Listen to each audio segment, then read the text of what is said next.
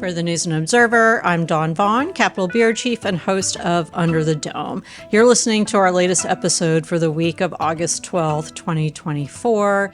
Today is a higher ed themed episode. I'm joined by my colleague and higher ed reporter, Korie Dean, and our summer intern, Emmy Martin, who also is a UNC-Chapel Hill student, which is apt because of the matter at hand. If you weren't following the news on Friday, UNC-Chapel Hill's interim chancellor is now the chancellor.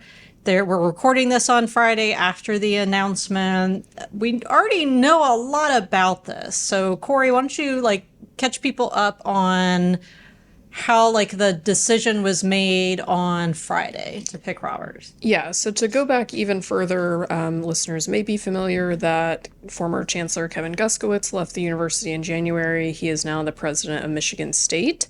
So him leaving obviously opened up the chancellorship, and Lee Roberts has served in the interim role since Guskiewicz left. So Lee Roberts does not have a background in higher education. He was a budget director under former Governor Pat McCrory, and he's spent most of his career in the private finance sector. He did serve on the Board of Governors, which is the UNC system level governing board, and actually had to resign from that seat in order to become interim chancellor. Now that board that he used to sit on a few months ago has named him or approved him to be the permanent chancellor of UNC-Chapel Hill. And that happened Friday. UNC system president Peter Hans picked him after a 5-6 month search. And the Board of Governors approved the pick. So Lee Roberts will start Monday as listeners are listening to this. Does he just keep the same office, basically? Yeah, I think so. It's the chancellor's office is in South Building, which looks over the main quad at UNC. Well, actually, his office will look over the old well, but I think it's also interesting to note that that's 1 week before students return to classes, which is an acceleration of the process. We heard from the search committee that it would likely end in December or by the end of the year, and so students are kind of caught off guard by this. I'm sure faculty are also talking about it. It's just something interesting to know as well. Do you think they wanted to do it when they decided it was going to be faster than usual, that they wanted it to be before the school year started? I'm not sure. I mean, I think that's kind of a natural starting point for a new leader to start either at the beginning of the year or the beginning of a new semester. I'm not sure. I haven't heard a official explanation of the timing, but I think it kind of makes sense for him to be in place. Sometimes they name someone and then they don't actually start work for a while. Yeah, for sure. Yeah, I mean, and when Guskiewicz left UNC in January, he didn't start at Michigan State until March, which would have been the middle of their semester. So it just kind of depends, I think, on a variety of factors. So, who is Lee? Is he from here? Where did he go to school? What's his North Carolina connection? Does he have a famous mother? So he is not from North Carolina. He grew up, I believe, in D.C. His parents are Stephen and Korie Roberts. Obviously, Korie Roberts, a founding mother of NPR. So he's actually a Duke graduate, so that's a bit interesting. Scandalous. Yeah. But he credits Duke with bringing him to North Carolina when he was 17 or 18 years old for the first time. And again, he does not have a background in higher education. He'll be the first chancellor, we believe, to not have an extensive background in academia. Is that usually what, do chancellors usually have? Or are they professors? Are they, do we have any, I guess, is this a new trend or something that's just kind of... Yeah. I would say that it's new at UNC-Chapel Hill. This is the first one, but it's becoming more common. Emmy's done some reporting on that today and the past couple of days. It's become more common in higher ed, so... I think the decision breaks, with the traditional backgrounds of previous UNC chancellors, like Korie said, and also the overall historic trend of career paths, this traditional pathway to university leadership. However, it is in step with recent increases in university presidents and chancellors who don't come through that traditional path of academia.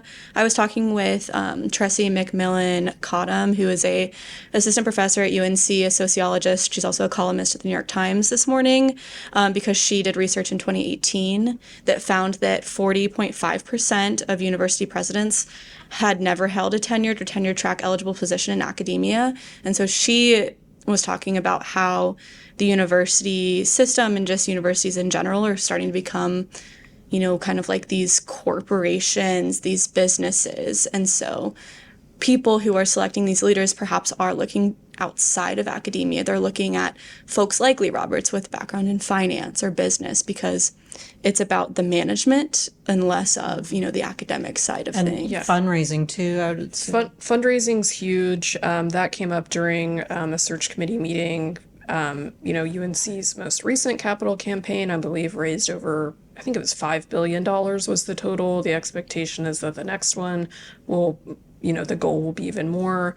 I mean, if you think about UNC, I mean, it is a small city in itself. And so, and, you know, it includes the hospital and it includes a large campus. So, yeah, I do think there's this increasing, maybe not super common still, but an increasing, you know, way to look at chancellors, university presidents as them being CEOs or, you know, just really just administrators with less of the academic experience. Let's talk about the politics of it. So Roberts and his, you know, not everyone knows who a chancellor is or pays if they're interim. You know, they're like, maybe they'll be here some months ago. But Roberts got, I would say, like national attention during the protests on campus and the flag situation. And that signaled, well, I guess a lot of response. You know, in the press corps, we asked Senate Leader Phil Berger and House Speaker Tim Moore, both Republicans. There's a Republican supermajority in the General Assembly,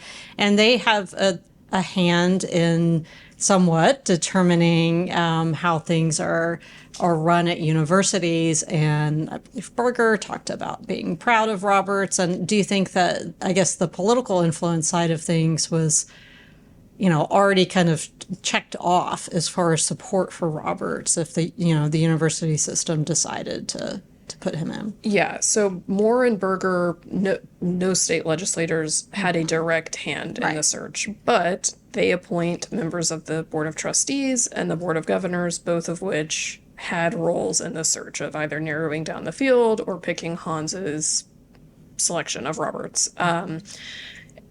But, you know, obviously state politics and higher ed in North Carolina cross over a lot, and I would say the top legislative support of Roberts is something that we haven't seen necessarily with recent chancellors like Kevin Guskowitz, like Carol Folt. It's been a bit more contentious. So I don't know that anyone will say on the record that was a factor, but I think it's kind of, you can read into that. Who are the actual people making the decisions? And what do we know about who else wanted the job? So there was a 13-member search committee. President Hans of the UNC system was on the committee, so he was on the committee and he made the final choice. But it included trustees, the chair of the faculty, the chair of the employees or staff, the student body president, and then and some Board of Governors members. Jim Phillips, who's a lawyer, was on it. So it was a variety of people. Search committees have gotten smaller in over the years in the UNC system. And apparently 60 candidates were in the overall pool. It was narrowed down to 4 finalists, and Lee Roberts was chosen. The searches are confidential per UNC policy, so we officially may never know who the other candidates were. Okay. We're going to take a quick break. When we come back, I'll talk more with Korie Dean, Emmy Martin about Lee Roberts and what the impact is already or could be with faculty and students and campus culture and everything else. We'll be right back. Get in the game with the college-branded Venmo debit card. Rep your team with every tap and earn up to 5% cash back with Venmo Stash, a new rewards program from Venmo. No monthly fee, no minimum balance, just school pride and spending power.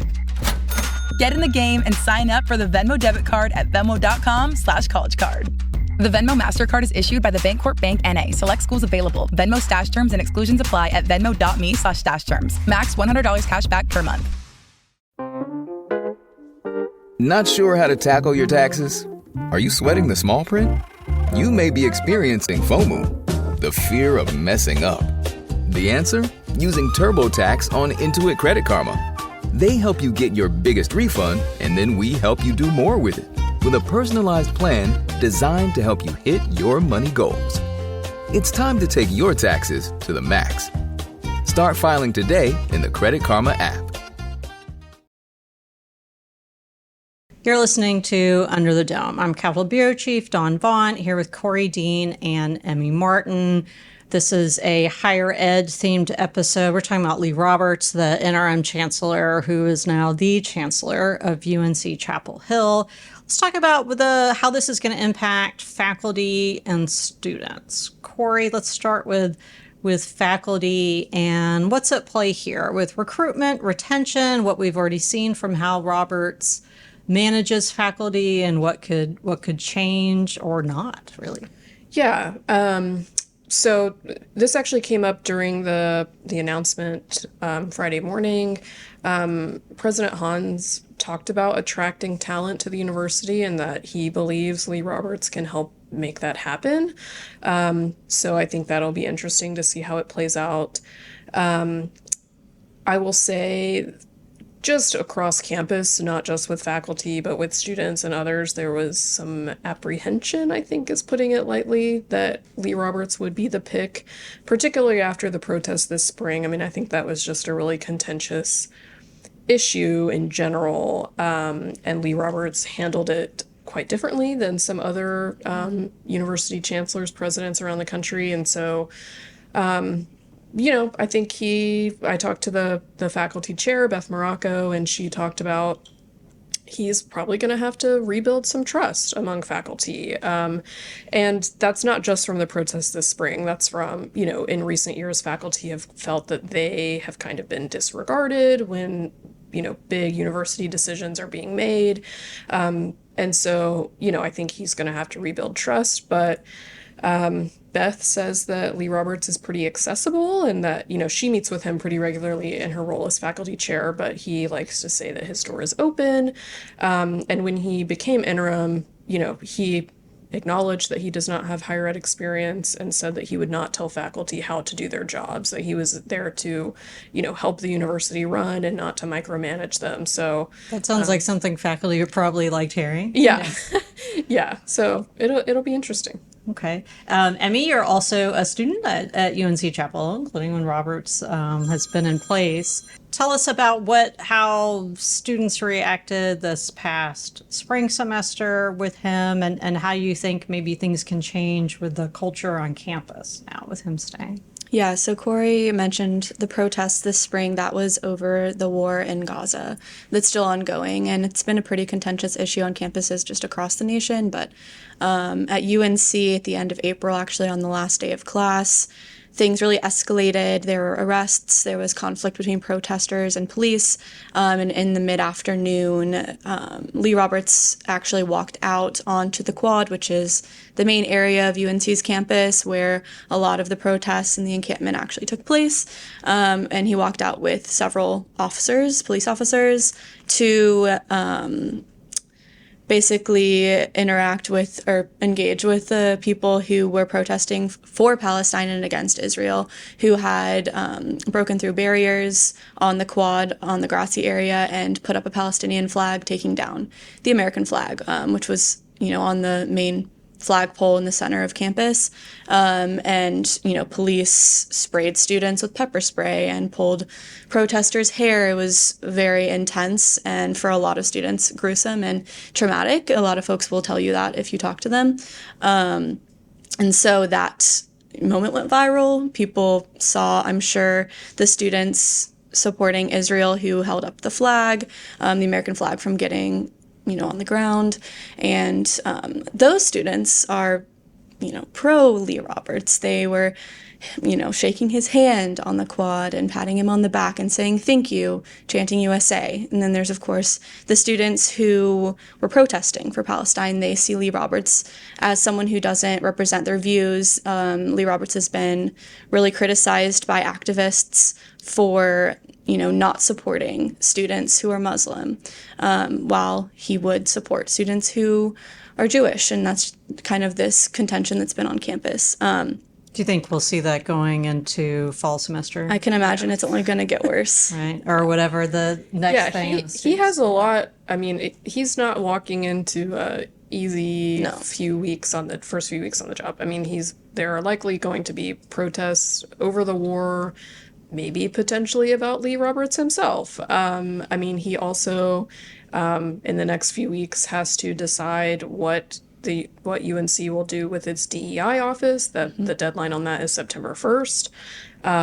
So he also is overseeing the end of the university's student-led honor court, which has been in place for over 100 years. So and the DEI was something that would have been, we were talking about legislative influence, that would have ended up becoming legislation, but UNC made its decision already. Do we know how much money he's making? Yes, I got his appointment letter, and he will make a base salary of $600,000. That's in line with, I believe, what both Carol Folt and Kevin Guskowitz made. I think that's like the typical number for UNC chancellors. Okay. Moving on to just politics and the weather. This past week, Vice President Kamala Harris chose Minnesota Governor Tim Walz as her running mate on the Democratic presidential ticket. DNC is coming up. Harris and Walz were scheduled to be here for a rally in Raleigh, but they canceled because of Tropical Storm Debbie, which all our listeners, of course, are familiar with the storm. J.D. Vance, who is former President Donald Trump's pick for a running mate, was going to make his first campaign visit to North Carolina, also in Raleigh, the same day as the Harris-Walz event. That wasn't going to be a rally. That was going to basically be talking to the press. So there may even be new things announced by the time people are listening to this, Monday, Tuesday, but I think we can be on the lookout for them to finding another time to come to North Carolina. And again, the presidential race takes a lot of focus, even though we have governor, arrested council of state, the entire General Assembly, everybody else. And of course, the legislature is out of session now. That's why we don't have a lot of legislative news for you this week. So the storm Debbie resulted in, as of Friday afternoon, when we're recording this, 2 deaths in North Carolina. There are tornadoes after, a lot of flooding. Recovery will be going for a while. Governor Cooper went and visited a site, as well as a lot of our reporters and photographers here at the News and Observer, which is my segue to our picks for Headliner of the Week. Emmy, who or what is your headliner? My headliner really fits into that theme of hurricanes and tropical storms. Renee Umstead wrote a really interesting story talking about our veteran photojournalist Travis Long and his, long experience with covering hurricanes and covering storms. I found his advice really helpful as someone who wasn't sure what to do to prep. So, all right, shout out to Travis. Yes. My headliner is also storm related, and it's all the first responders and rescue personnel who, spend all the officials always talk about being prepared. There's a lot of work that goes into being ready for what might happen. Then, of course, handling that and helping people out when storms come through. So thank you to them. They're my headliner. Korie, who or what is your pick for headliner of the week? Yeah, a little fun one.